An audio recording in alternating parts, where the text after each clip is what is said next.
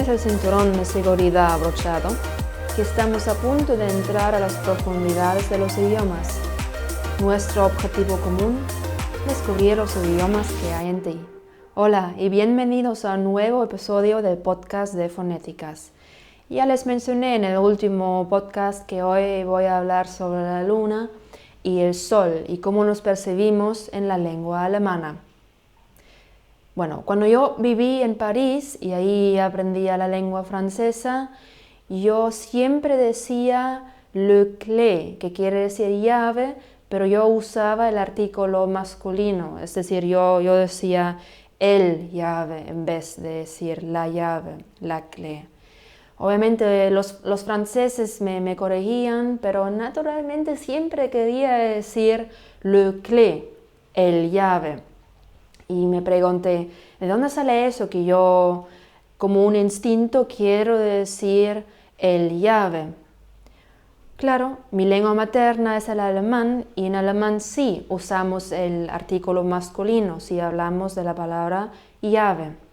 Y entonces yo tomé el género que conozco de mi lengua materna y lo apliqué a la palabra de la lengua francesa, otra lengua extranjera. Eso es interesante porque aquí vemos que no siempre podemos usar el género que conocemos de nuestra lengua materna para palabras en otra lengua extranjera que estamos aprendiendo. En el estudio de género en lenguas hay algunas lenguas claves con las cuales se trabaja. Por ejemplo, la luna y el sol. Lo que yo hice también en aquel tiempo fue, yo puse en el Google la luna caricatura. Y quería ver qué imágenes o qué fotos puedo ver en el Google si yo pongo esas palabras claves. Y cuando yo veía la luna que provenía de una página española o de una página francesa, la luna tenía características femeninas, por ejemplo, pestañas largas. Pero si la imagen de una luna provenía de una página inglesa o de una página alemana, ahí la luna tenía más rasgos masculinos. Yo hice lo mismo con el sol. Yo escribí en el Google el sol caricatura o también el sol personificación.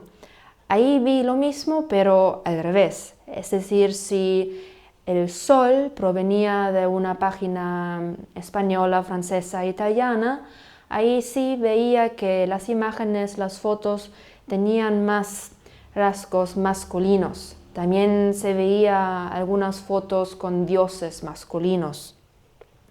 Mientras el sol de una página alemana o de un país nórdico tenía rasgos femeninos.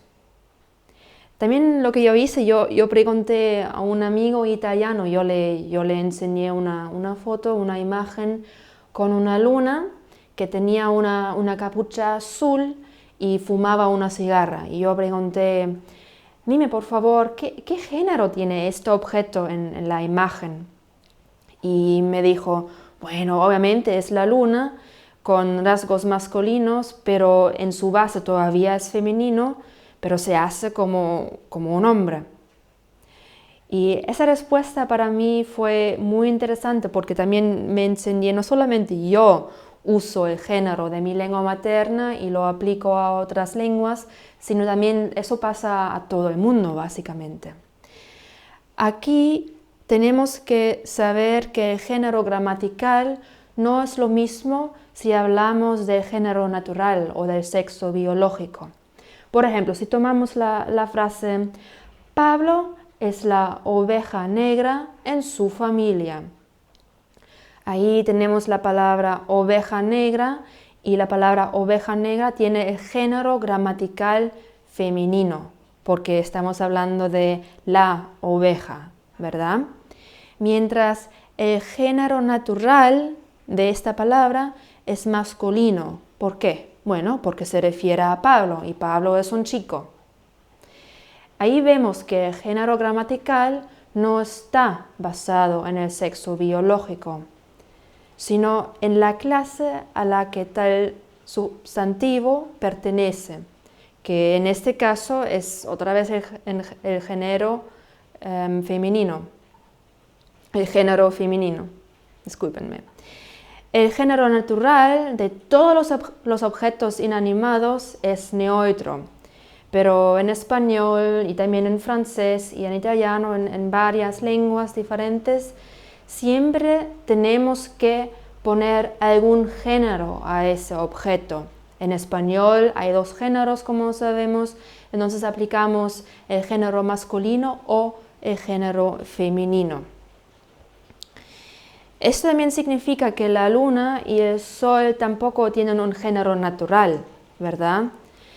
En su base no son ni masculino ni femenino, pero como el ser humano creó el lenguaje para comunicarse y como el ser humano también, al ser humano le encanta encajar ideas, conceptos en categorías, pues también asignamos a cada objeto inanimado un género. En español, como ya les mencioné, tiene que ser masculino o femenino y por eso nos complicamos la vida si queremos aprender, por ejemplo, el alemán, que también tiene su sistema de géneros. Les voy a enseñar otro ejemplo más. Por ejemplo, la palabra la muerte.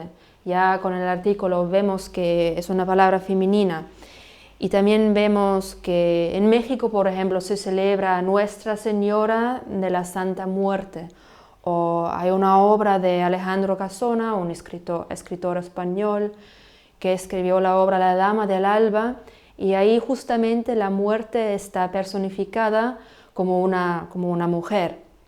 Mientras la muerte de los países angloparlantes está vestido en negro y también tiene una capucha negra y también lleva una guadaña, ¿sí? A lo mejor ustedes también conocen la película Conoces a Joe Black o en inglés Meet Joe Black. Es una película con Brad Pitt y ahí él es una personificación de la muerte. Bueno, vemos todos los ejemplos de la muerte, el sol y también la luna y vemos que nuestro género de la lengua materna puede cambiar al punto de aprender una lengua extranjera. Eso significa que el género que asignamos a un objeto en la lengua española no es necesariamente el género correcto, ¿sí? Pero el problema es que como ya es algo tan profundo en nuestro cerebro, que si alguien nos dice, por ejemplo, la manzana en alemán es masculino, ya pensamos, qué raro es esto, ¿verdad? Que manzana en alemán lo ven como algo más masculino, pero obviamente es algo femenino, porque claro, si pensamos en el sistema español, de la lengua española, sí, tenemos razón, pero claro, en alemán esto no será el caso. Bueno, espero que ustedes hayan aprendido algo nuevo sobre su lengua materna y también aprendieron cómo tienen que fijarse en el género de palabras en otras lenguas y ahora están en el proceso de aprender una lengua que también tiene géneros, ¿verdad? El próximo podcast será el lunes y espero que ustedes me sigan el lunes, todos los lunes y todos los viernes de la semana. Y si ustedes tienen alguna pregunta acerca del género en diferentes idiomas o alguna sugerencia, me alegro de recibir un correo electrónico de ustedes a info@fonéticas.com. Si les gustó este episodio, me alegraría recibir un comentario en iTunes. Así me ayudan a alcanzar a más gente que le podría interesar este tema. Bueno, y esto es todo para hoy. Espero que hayan disfrutado mucho de ese podcast. Hasta la próxima, que les vaya bien. Chao.